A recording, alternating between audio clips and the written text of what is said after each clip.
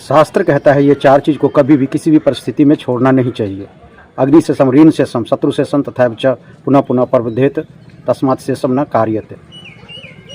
शास्त्र कहता है इस चार चीज़ों को अगर आप छोड़ देंगे तो आपके जीवन में हानि के सिवा लाभ नहीं है। इसलिए इन चार चीज़ों को किसी भी परिस्थिति में न छोड़े, चाहे जो भी कुछ हो जाए। इन चार चीज़ों को समाप्त कर। पहला क्या है? अग्नि। अग्नि को अगर आप पानी डालकर नहीं बुझाइएगा तो वह आग की लपेटे में कई सारा गांव कस्बा समाप्त हो सकता है, इसलिए आग को तुरंत बुझा दे। दूसरा क्या है? ऋण।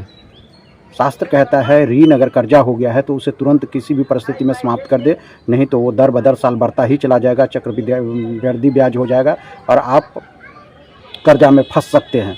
तो आप कर्जा को तुरंत समाप्त कर दें। तीसरा क्या है? शत्रु। शत्रु एक ऐसा है, उसे कमज़ोर नहीं समझना चाहिए। शत्रु को जितना जल्दी हो उसे परास्त कर दे, नहीं तो आपका भी हाल पृथ्वीराज चौहान की तरह हो जाएगा। पृथ्वीराज चौहान एक राजा थे, बहुत ही पराक्रमी राजा थे, लेकिन उन्होंने 17 बार मोहम्मद गोरी को हराया था और उसे दंड नहीं दिया, छोड़ दिया उसे। 18वीं बार में उसने जीत हासिल करनी मोहम्मद गोरी ने, और पृथ्वीराज चौहान को भयानक दंड मिला।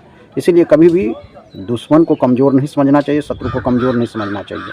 शत्रु को जितना जल्दी समाप्त कर दे उतना ही अच्छा रहेगा आपके लिए। भगवान कृष्ण ने यह भी कहा, शत्रु को समाप्त करो ना तो वो तुम्हें समाप्त कर देगा।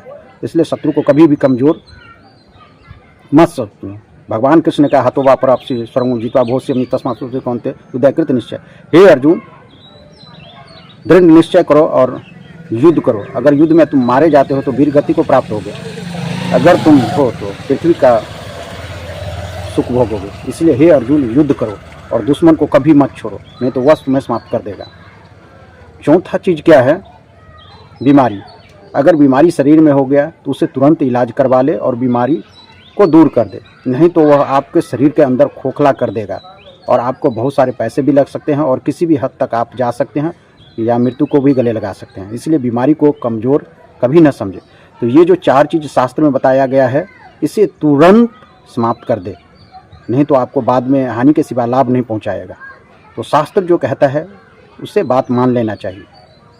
धन्यवाद मित्रों।